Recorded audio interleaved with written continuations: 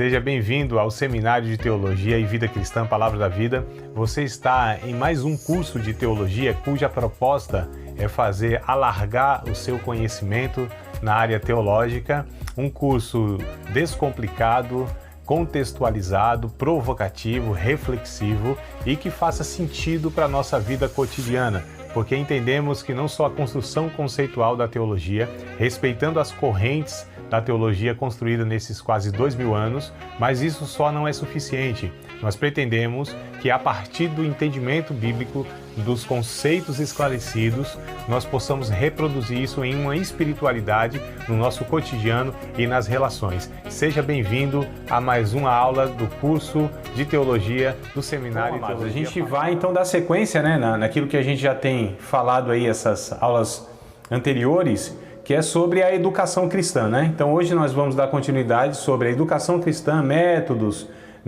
No final da aula passada, só para fazer uma breve recapitulação, para todos vocês, do que nós falamos no final da aula passada, foi sobre o ensino cristão, que ele não pretende apenas informar.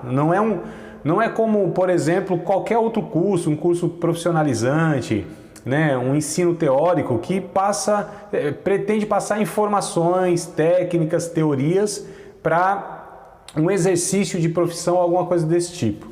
A educação cristã, ela pretende forjar caráter, Então, forjar o caráter de Cristo nas pessoas, tá certo? A educação cristã não apenas visa passar informações, teorias, mandamentos religiosos, dogmas. Isso também faz parte e tem o seu lugar, mas não é a finalidade da educação cristã. A educação cristã pretende ensinar as pessoas e forjar nas pessoas, então, a natureza de Cristo, só para a gente entender, é formar o caráter de Cristo em cada pessoa. E aí é necessário que quem ensina também tenha um interesse profundo no ser humano e o enxerga como a imagem e semelhança de Deus. Então, o discipulador, diante do discipulado, não o vê apenas como alguém a ensinar, mas sim alguém a compartilhar a vida de Cristo, a vida do Evangelho. A gente vai falar aqui que o melhor método que se tem, hoje você tem diversas técnicas, A gente também vai falar sobre a pedagogia, a didática, os métodos de ensino, que é a didática em si. Mas a gente não está falando desses métodos, tá? Porque o melhor método de ensino é o discipulado. E o que é o discipulado cristão? É pessoa a pessoa, ou seja, criar vínculo relacional. É por isso, irmãos, que a gente não entende que é possível discipular uma multidão, é possível discipular muitas pessoas, porque o discipulado cristão eficaz é pessoa a pessoa. Da mesma forma que também no evangelismo, na evangelização, o método mais eficaz também é esse pessoa a pessoa, Então a gente entende que tem lá, por exemplo, Billy Graham, aquele evangelista foi chamado por Deus para alcançar multidões, mas aquela é uma evangelização específica. A gente está falando aqui de discipulado. Então a evangelização pretende falar da salvação do Salvador para o pecador. É o primeiro contato, onde a pessoa ouve o Evangelho, aceita o Evangelho e ali ela começa uma caminhada cristã. Mas ela começa uma caminhada cristã. Então o evangelista tem o seu papel de comunicar Cristo de primeira mão à pessoa. Só que é necessário que isso tenha uma continuidade, que é o que a Bíblia chama de amadurecimento cristão. É o que Pedro disse lá em primeira carta de Pedro, capítulo de número 2, versículos de número 1 e versículos de número 2. Então vamos pegar a Bíblia, os que tem Bíblia aí, os caderninhos, A irmã Ana Cláudia e a Joselma que chegaram aí, já vamos chegando aqui também, pegando aí a Bíblia. Paz, amadas. Vamos lá, bem-vindas e agora o bonde está andando já, tem que correr com o bonde. 1 Pedro, capítulo 2, versículo de número 1, versículo de número 2. Pedro, aliás, as duas cartas de Pedro, não sei se eu tinha comentado isso com vocês, mas as duas cartas de Pedro vai falar sobre o novo nascimento. Vai falar sobre, de fato, essa necessidade de que o caráter seja forjado, o caráter de Cristo no novo cristão. Então, Então Pedro vai dizer, deixe todo o fingimento, malícia, né? As murmurações e desejai afetuosamente como meninos novamente nascidos o leite racional, não falsificado, para que por ele vocês possam ir crescendo, se é que provaram que o Senhor é bom. Então a questão é da necessidade do discipulado. Paulo também vem falando isso, enfim, o escritor de Hebreus, lá no capítulo 5, que nós lemos em outra aula também. Então a ideia do discipulado é que a gente possa comunicar o evangelho e que a gente possa comunicar a vida, na relação. Tá? Jesus fez isso com 12 homens, pegou 12 homens lá e não só deu um discurso para eles, né? Não só rezou uma cartilha, disse assim, vocês agora façam isso e vão embora. Não, Jesus conviveu com esses homens, dando exemplo pela sua vida, né, no dia a dia. É interessante, irmãos, teoricamente falando, né, como a filosofia trata, Jesus usou um método chamado de peripatético. É um termo um pouco, né, estranho, mas é esse. Então ele usou o método peripatético. O que isso quer dizer? Um exemplo, né, para exemplificar biblicamente o que é o ensino peripatético. Que era o que os antigos ensinadores, né, os mestres, faziam antigamente. O mestre, ele ia vivendo, ele ia no seu dia a dia, nos seus afazeres mais comuns, mais triviais. Enquanto ele ia fazendo as coisas mais triviais da vida, do cotidiano, ele ia aproveitando essas oportunidades para ensinar. Por exemplo, imagine a cena aqui, lá de Mateus, do Evangelho de Mateus, né? Capítulo de número 5, 6 e 7, que é o Sermão do Monte, né? Todos esses 3 capítulos é o Sermão do Monte. Então, em dado momento, Jesus, ele ia inclusive andando e observando a natureza. Ele disse, vocês estão vendo aí os pássaros no céu, né? Não trabalham, não fiam, mas Deus os alimenta.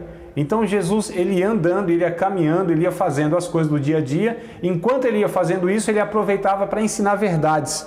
Mas o que eu quero destacar aqui é que Jesus ia vivendo o dia a dia na companhia desses 12 homens. Dormia, acordava. É claro que a gente não tem condição, né, irmão, de fazer desta mesma maneira, né? Nós temos nossas vidas, né, famílias, enfim. Não é possível como Jesus fez exatamente.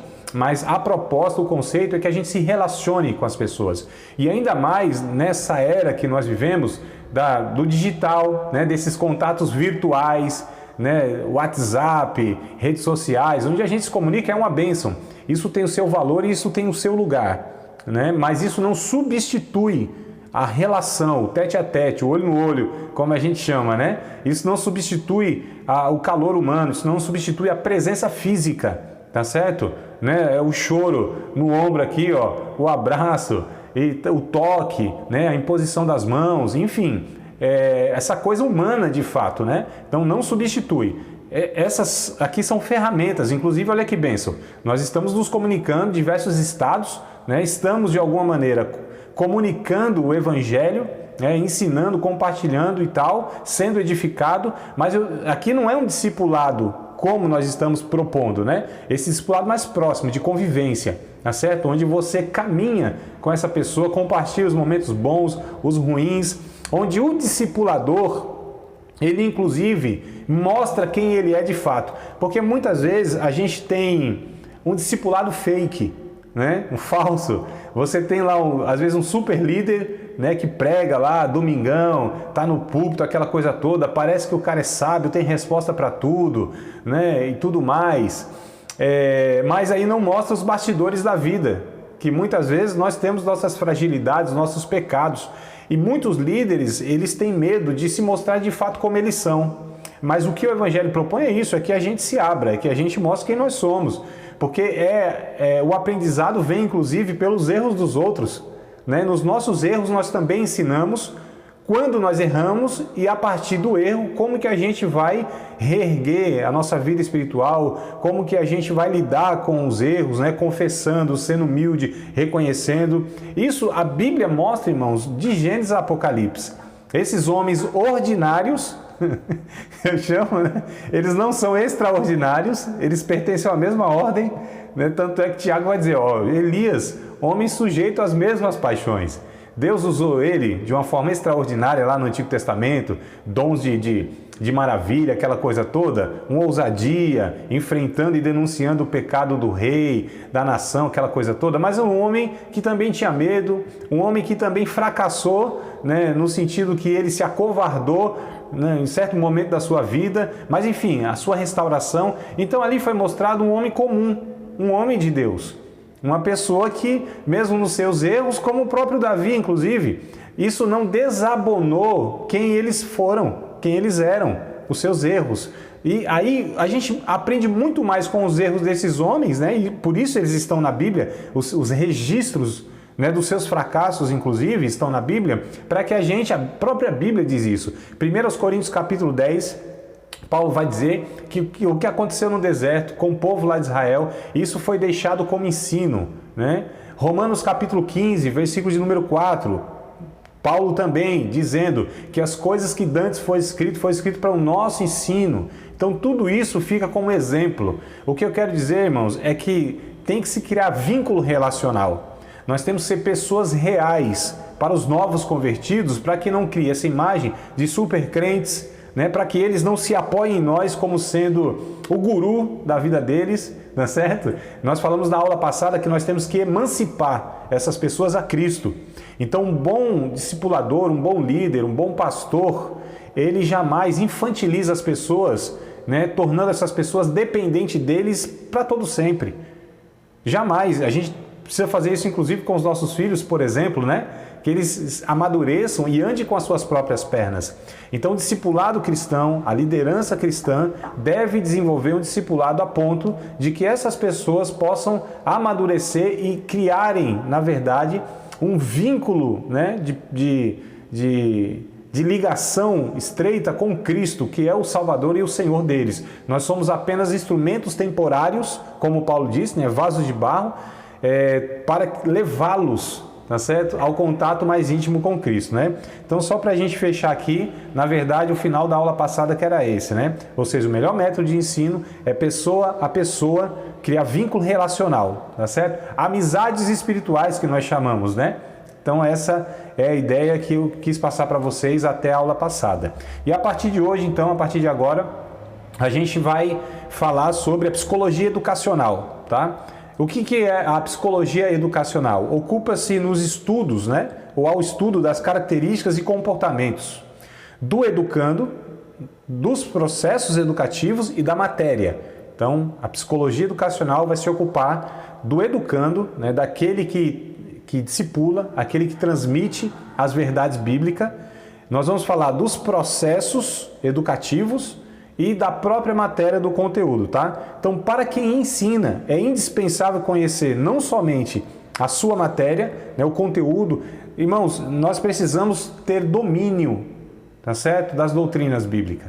Nós, como discipuladores, nós, como líderes, aqueles que vão levar pessoas ao amadurecimento cristão, precisa dominar, precisa ter a clareza das doutrinas da Bíblia, o que a Bíblia diz sobre isso, o que a Bíblia diz sobre isso, o que a Bíblia diz sobre isso. Eu estou falando de colunas da fé, né? Porque a gente sabe que existe uma margem de pensamento para uma série de questões da Bíblia, mas diante das colunas da fé, diante das verdades que sustentam, né, que é a coluna dorsal, que é a doutrina da graça, a doutrina do pecado, a doutrina de Cristo, da Trindade, enfim, essas doutrinas que, independente de tradições religiosas, de vertente teológica, elas são homogêneas, né? Elas não podem diferir, tá certo? De um ensino para outro ensino. Quem é discípulo de Cristo, quem é um cristão bíblico, evangélico, né? Precisa ter a clareza dessas doutrinas. Então, primeira coisa, a gente precisa ter aí um conhecimento satisfatório, tá certo, da matéria. Mas também tem que conhecer o campo da aplicação da matéria, que é a própria pessoa, né, a ser ensinada. Ou seja, o semeador, ele deve conhecer o terreno onde vai semear e também como lançar a semente. Então, tem dois pontos aqui. Nós precisamos ter o conhecimento satisfatório das Escrituras Sagradas. Nós precisamos conhecer o campo, né, que a gente vai trabalhar, ou seja, as pessoas, e como lançar essa semente nesse terreno, nesse campo. Então, olha que coisa interessante. Nós precisamos, irmãos, estudar de fato e conhecer o ser humano, tá certo? Nas suas complexidades. Eu preciso identificar, por exemplo, tem pessoas que eu posso falar um pouco mais diretamente sobre alguns assuntos e de que maneira posso falar, porque é uma pessoa que ela tem um temperamento. Seria interessante, pelo menos nós sabemos que existe 4 temperamentos, né? O chamado fleumático, melancólico, sanguíneo e colérico, tá certo? Vocês já ouviram falar que existem temperamentos diferentes? Né? Acredito que já. Paulão, vai falar alguma coisa? Abrir o microfone aí? Não? Tranquilo? Então vamos lá. Então o que acontece, irmãos? Olha só, é interessante quando a gente conhece a pessoa, e aí que aqui eu volto na questão, a gente precisa ter vínculo relacional. Então cada pessoa, ela é um indivíduo, né? Com sua história, seus traumas, suas percepções, sua cosmovisão, como diz o ditado, cada cabeça é uma sentença, né? Então, cada um pensa diferente do outro, tem suas conclusões, suas percepções. E como a gente está falando aqui, que o discipulado eficaz, bíblico, ele precisa ser pessoa a pessoa, então eu preciso me relacionar e conhecer essa pessoa e ter um interesse profundo nessa pessoa, no ser humano, né? Mais especificamente nessa pessoa que Deus me deu a oportunidade e colocou aos meus cuidados temporariamente. E aí eu preciso saber, essa pessoa é uma pessoa sanguínea? O que é a pessoa sanguínea? Só para dar exemplo bíblico, talvez fique mais fácil. Abraão, fleumático. Moisés, melancólico. Pedro, sanguíneo. Paulo, colérico. Será que deu agora para dar uma visualizada pelos personagens aqui que vocês já acredito que já sabem, né? Então, Abraãozão parece que não... O que é o fleumático? É o cara que parece que não sorri nem chora, né? Tá assim, o mundo tá caindo, ele tá tranquilo. A gente tá celebrando, tá festejando, parece que o semblante não muda. Não dá uma risada, é o cara que aparentemente não tem sentimento. Lógico que tem, não existe um ser humano que não tenha sentimento, né? Mas é aquele cara que não expressa, o cara mais frio, né? Aqui é um pouco mais difícil, né? Porque o latino aqui, né? O brasileiro latino, ele é expansivo, né? Mas tem sim essas pessoas aqui no nosso meio. Aí você tem o Moisés, que é o melancólico, né? O cara que ele é mais sensível, mais quebrantado, chora, enfim, até mais propenso a depressões e etc e tal, né? E aí você tem o Pedro, que é o precipitado, sanguíneo, fala e depois pensa, faz e depois pensa, é o cara impulsivo, né? Muitas vezes imprudente, então é o Pedrão. Diferente do Paulo, que é colérico, o cara tem uma tendência de ser um pouco mais arrogante, né? Tem um perfil mais de liderança, aquele cara mais pioneiro e tal. Então você precisa identificar. Identificou porque você sabe como lidar com um e com o outro. Com um, você pode lidar de uma maneira. Com o outro, se você chegar da mesma forma, você às vezes o cara fecha, né, a sua vida. Então é preciso, amados, nós temos um conhecimento. Aí eu não estou dizendo que todo mundo tem que ser um psicólogo, tem que estudar psicologia, né? Tem que ser um cara assim formado, mas para que a gente tenha essas ferramentas, tá certo? Para lidar com essas pessoas, isso vai favorecer demais a nossa abordagem, vai favorecer a nossa condução, vai favorecer muito a convivência, né, com essas diversas pessoas que nós encontramos. Aliás, o autoconhecimento, né? Isso aí já favorece o autoconhecimento. Então você sabe, por exemplo, só uma pergunta aqui, não precisa responder, você sabe qual é o seu temperamento? Quais são as características do seu temperamento? Olha aí. Então acho que só para o autoconhecimento já vale a pena a gente se informar mais a respeito disso, né? Então conhecer a nossa matéria e conhecer o campo que vai ser aplicado à nossa matéria, que é o ser humano. A gente precisa estar conhecendo de fato, amados, tá certo? Quando nós aconselhamos, não é matéria, né? Existe uma matéria no nosso curso. Não, vocês não tiveram ainda, não. Que eu não, acho que não. É que tem 2 turmas aqui, de vez em quando eu me confundo. Mas não, tiveram assim, alguns dessa turma tiveram, mas vocês que estão aqui não tiveram ainda o aconselhamento pastoral. Não tiveram, né? Ninguém aqui? Não, né? Acho que não. Então, outros alunos. Tá? A irmã Ana Cláudia teve já aconselhamento pastoral? Já participou. Coisa boa. Então, no aconselhamento pastoral é onde a gente... Sim, pode falar. Alguém se manifestou? E agora? Eu ouvi alguém, não é possível. Ninguém falou, não? Acho que travou lá, né? Travou a irmã que ia fazer alguma pergunta, algum comentário. Travou a internet dela. Às vezes é livramento para o professor, né? A pergunta é difícil, né? Aí o senhor interrompeu. Nem essa, né? Deus sabe de todas as coisas, né? Vai que ia perguntar um negócio muito complicado e a gente ia se enrolar aqui. Tô brincando, ó, até caiu a ligação. Mas vamos lá, se ela voltar aí e conseguir fazer a pergunta, a gente... Irmã Ana Cláudia, voltou, minha amada. Queria comentar ou perguntar alguma coisa ou não? Abra o microfone, o seu microfone está fechado. Abra ele, isso. Vamos lá. Eu fiz só o aconselhamento pastoral, mas foi durante o curso. Foi uma matéria rápida. Ah, tá. Falava sobre família. Ah, sim. Aconselhamento para casais, para pastores. Ah, entendi. Mas ele sempre deixou muito claro para nós que a gente só poderia aconselhar alguém se a pessoa viesse nos pedir conselho. Entendi, é que... Tá, mas não foi comigo, né? Comigo é que a gente tem um curso aí mais... Ah, não, foi com você não. Sim, Foi com o senhor. Tá, então a gente tem esse curso onde a gente, lógico, discute, né, as complexidades, como aconselhar uma pessoa em depressão, com ideação suicida, né, uma pessoa num processo de divórcio, ou enfim, diversas questões da vida, né, que os cristãos enfrentam, né, da mesma forma. Então é necessário que a gente tenha um conhecimento básico para como conduzir essas pessoas. E quando foge das nossas aptidões, das ferramentas que Deus nos deu, aí a gente chama aí, né, aqueles que são mais habilitados, aqueles que têm uma capacitação mais específica. Mas o que eu quero dizer é o seguinte, irmãos, que a gente precisa ter um olhar mais amplo, tá certo? Quando a gente for discipular, porque cada indivíduo é um indivíduo que Deus tem um chamado específico.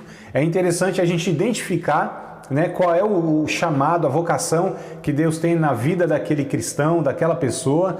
E assim, todos têm uma vocação de Deus, todos, sem exceção, né? O que muitas vezes alguns não têm é a clareza daquilo que é o seu chamado. E aí cabe nós, né, que discipulamos, inclusive falar para a pessoa, olha, Deus está te chamando para isso aqui, ó, porque a gente identifica, né? Então a gente sabe que aquele menino lá ama a Bíblia, estuda e tem interesse, né, e está compartilhando um pouco conhecimento que ele vai adquirindo. Opa, isso aqui tem um chamado para ensinar. Então a gente vai direcionando. É mais ou menos o que a Bíblia diz que a gente tem que fazer com os filhos também, né? Que é a flecha na mão do valente, né? Essa é a ideia. A gente direciona e lança o filho, né, no objetivo que Deus o criou, para que Deus o criou, melhor dizendo. Então o filho não é uma projeção minha. O filho não vai fazer aquilo que são as minhas frustrações e eu não consegui, e o que eu não fui, meu filho vai ser. Eu não posso fazer isso, né, irmão? Então, assim, essa é a ideia interessante, porque, na verdade, de alguma maneira, eu não gosto muito de usar essas expressões, mas só para a gente entender, né? São filhos espirituais, né, que Deus nos dá, para que a gente os leve, então, ao amadurecimento, que a gente guie ele, então, naquilo que Deus tem para a vida dele, e a gente precisa entender isso. Então, vamos lá. Eu quero abordar com vocês aqui alguns pontos, tá? A gente vai falar quem educa, pais e professores, tá? Quem educa.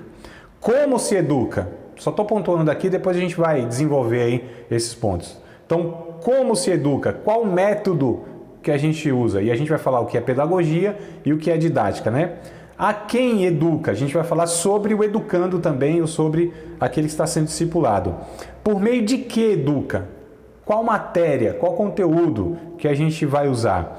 Para que se educa? Qual é o objetivo da educação? Quando a gente está discipulando alguém, o que eu tenho em mente? O que eu quero levar? Onde eu quero levar essa pessoa? Onde eu quero levar, conduzir essa pessoa? O que eu identifiquei que ela precisa ser trabalhada, tá certo? No seu caráter, né?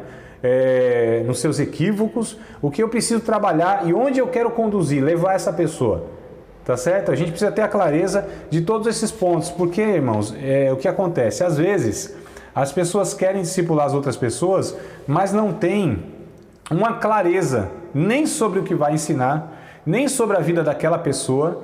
É um tiro no escuro. Vão ver o que Deus vai fazer, onde Deus vai nos levar. Não é bem assim. né?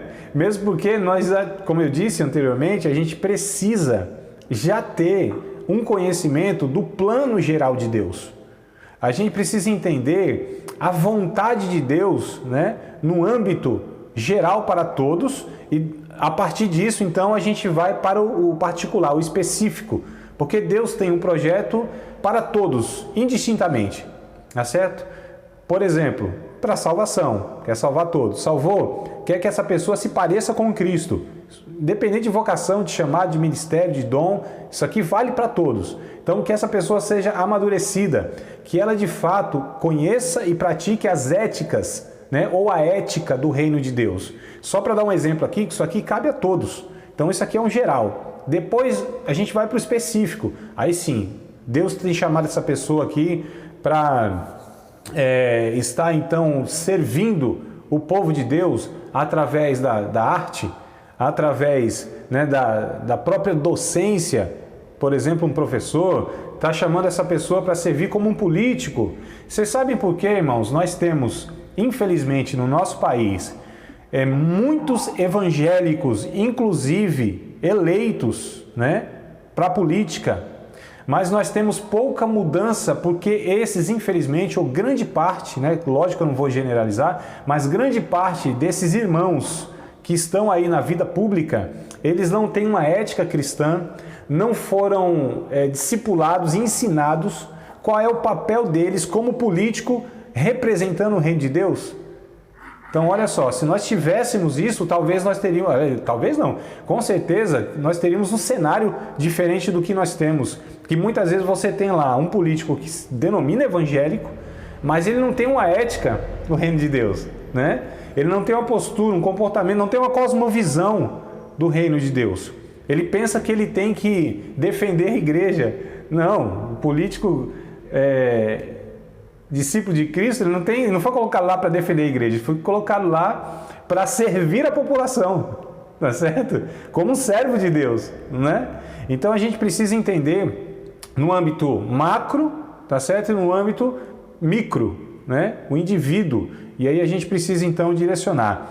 E aí a gente vai usar da pedagogia. O que é pedagogia, irmãos? Qual é a diferença de pedagogia, por exemplo, para didática? Bom, pedagogia é o estudo, né, sistemático da educação. Então, pedagogia é o estudo sistemático da educação. O que isso quer dizer? Quer dizer que nós temos sistemas para ensinar, tá certo? Por exemplo, existe a teologia sistemática. O que é a teologia sistemática? É doutrina do pecado. Eu vou usar, então, um sistema que estuda a Bíblia, de Gênesis a Apocalipse, abordando aquele assunto que é o pecado. Doutrina da salvação. Eu vou usar, então, esse sistema de estudo teológico que estuda, né, esse tema, esse assunto, salvação de Gênesis a Apocalipse. A gente tem outros meios, outra pedagogia para estudar a Bíblia, como, por exemplo, livro por livro, né? Tem até uns irmãos aqui que estudam, fazem esse outro curso comigo aqui em outro dia. Eu introduzo aqui, vou vendendo meu peixe aqui, ó, nas aulas, vocês nem percebem. A gente tem outro curso, por exemplo, que é esse, livro por livro. É outra pedagogia que a gente tem para estudar a Bíblia. Então a pedagogia é o estudo do sistema de educação, né? Como a gente vai abordar, como a gente vai usar, tá? A didática é a prática desse ensino em cada época e em cada lugar. Esse ponto aqui eu quero me demorar um pouquinho com vocês. Então, a didática é, na verdade, a prática do ensino em cada época e em cada lugar. Veja bem, irmãos, hoje nós temos uma lacuna, sofremos uma deficiência muito grande, por exemplo, em ensinar, né, com os recursos que nós temos. Paulão aqui é da minha época, da época que a gente usava retroprojetor, Paulo, para ensinar nas igrejas, né? Acho que até algum evento aí que eu te convidei, eu acho que eu falei, Paulo, nós temos isso aqui, ó, retroprojetor. Irmãos, é uma coisa que é ultrapassada, porque quando a gente estuda a eficácia, né, visual, poxa, se você tem um data show com a qualidade visual, isso vai favorecendo. No final das contas, a gente vai ver aqui, nós confiamos no Espírito Santo, nós confiamos na Palavra de Deus, para nós isso que é a essência. Mas nós temos esses recursos que favorecem, né? Jesus, por exemplo, Jesus usou, como um mestre por excelência que ele era, ele usou métodos de pedagogia. Ele contou parábolas, ele contou histórias. Então são meios de ensinar, não é? Não era só uma questão de uma preleção, de um discurso. Ele tinha uma didática, tá certo? Rica, para comunicar as verdades do reino de Deus. Então, eu não tenho dúvida que se hoje Jesus viesse no nosso tempo, esses recursos que nós temos tecnológicos, esse conhecimento, né, que se adquiriu pela pedagogia da educação, lógico que Jesus ia usar tudo isso para comunicar, tá certo? É fato. Então, nós precisamos entender que a didática é a prática do ensino em cada época e em cada lugar. A gente não pode ficar, né, naquela questão do saudosismo de antigamente, que a gente pegava um caminhão carroceria. Eu já fiz muito isso aí, né? Caminhão carroceria, colocava numa praça lá, meu irmão, uma caixa de besouro maribondo, só chiado, era só chiado, né? Ninguém escutava nada, alguém lá com a guitarrazinha desafinado e a gente entregando aqueles panfletos, irmão, sabe? Os panfletos preto e branco e tal, aquela coisa toda.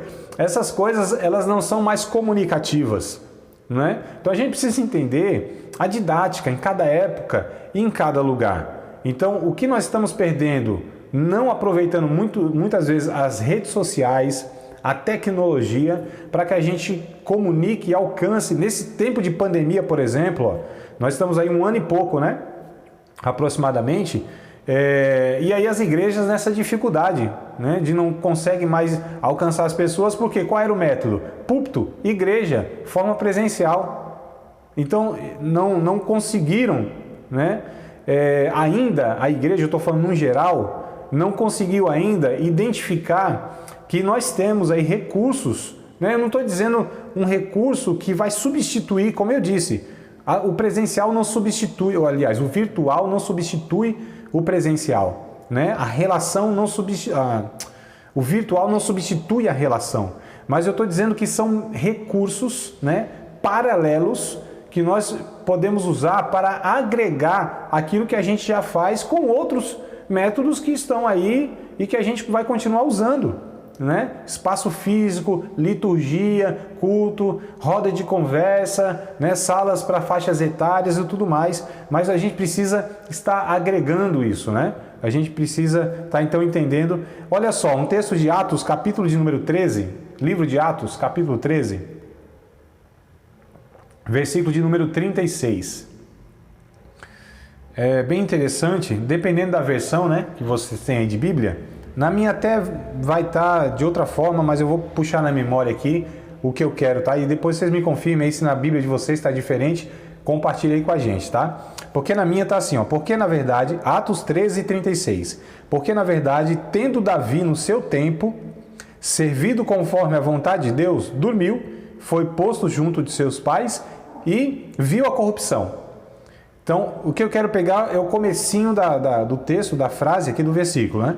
Porque, na verdade, tendo Davi no seu tempo, ou na sua geração, não sei a Bíblia de vocês, a versão que vai estar aí, na sua geração, tá assim não? Tá diferente?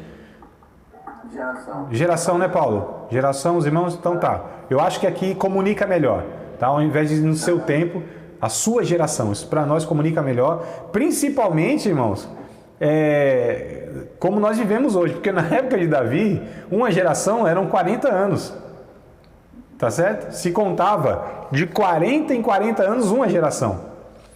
Há 25 anos atrás, 30, 20 anos mais ou menos, né? Atrás, contava-se ainda uma geração como 40 anos, tá certo? 20 anos para cá, contava-se uma geração, né, que era outra geração, a cada 10 anos. Olha que salto que nós tivemos. Olha que absurdo. Hoje, né, considera-se que são de gerações diferentes, pessoas que têm apenas 6 anos de idade. Vocês acreditam nisso? Ou seja, nasceu um menino hoje, né? Nasceu hoje, é uma geração. Se eu tenho um outro filho de 6 anos em casa, eles são de gerações diferentes. O que isso quer dizer? Quer dizer que eles vão ter categorias de pensamento que são distintos. Tá certo, irmão? Pela velocidade que a gente tem da mudança, velocidade de informação, de conhecimento, de pesquisas e descobertas que a gente tem, né, de uma maneira global, isso vai mudando as categorias e as referências das pessoas. Então, por exemplo, quando eu falo com um adolescente, qual é a complicação que nós temos de convivência muitas vezes em igrejas hoje? É porque nós temos grupos lá que são aqueles grupos assim da Arca de Noé, né? Não é não, irmão? Aqueles irmãos assim que devem ser respeitados, são os anciãos, como Paulo diz lá em 1 Timóteo capítulo de número 6, né, se não me falha a memória, né? Nós temos que respeitá-los como pais, né? Desbravadores, pioneiros lá, com as suas cãs, né, brancas, e só que são lá, eles não exagerei, né? Não é da arca, não passaram no dilúvio, mas pisaram na lama, de tão antigo que é, tá certo? E aí nós temos, né, uma outra geração que são aí os jovens de 25, 30 anos, que muitos deles, né, já passaram por universidade. Aquela outra geração não, muito simples, no entendimento de uma série de coisas. Eu estou falando de uma mesma denominação, de uma mesma tradição teológica. E aí você tem adolescentes que estão chegando hoje com outros paradigmas. Olha que coisa complicada, irmãos. Como que a gente então faz que essa comunidade de fé, essa família de fé, convivam juntos, né? Crendo no mesmo Deus, crendo na mesma palavra, tendo como referência de verdade a mesma palavra, mas como comunicar isso? Como a gente criar um ambiente que seja harmonioso, saudável, né? Como que a gente faz? Aliás, os pais estão com grande dificuldade de criar os filhos, irmãos, porque às vezes você pega um menino aí de 14 anos, né? E você pega lá um marmanjo de 35, 40 anos, que é o pai dele, e esse menino de 14 anos tem conhecimento assim absurdo. O meu filho de 14 anos aqui, o Matheus, o Paulo também aí, tem um adolescente aí, a gente fica assustado, irmão. Parece que esses meninos são filhos do Einstein.